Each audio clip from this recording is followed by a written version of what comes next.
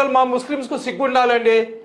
తల్లి ఇచ్చే పాలు ఇచ్చే తల్లి లాంటి ఆవును కొయ్యకూడదు భారతదేశంలో. ఏ ముస్లిం కూడా ఒక గర్భవతి కాన్పప్పుడు చచ్చిపోయిందనుకోండి, ఆమె హిందూ కానీ ముస్లిం కానీ ఎస్సీ కానీ ఎస్టీ కానీ బీసీ కానీ సిక్కులు కానీ జైన్లు కానీ ఏ కులానికి చెందిన మహిళ అయినా కానీ ఆమె ప్రసన్నం ఇది కాన్పు జరిగేటప్పుడు డెలివరీ టైంలో ఆమె చచ్చిపోయింది అనుకోండి, ఆ బిడ్డ పాలు ఎవరు ఇస్తారు? డబ్బా పాలు పడదు, ఆవు పాలే వాళ్ళకి ఇస్తారు.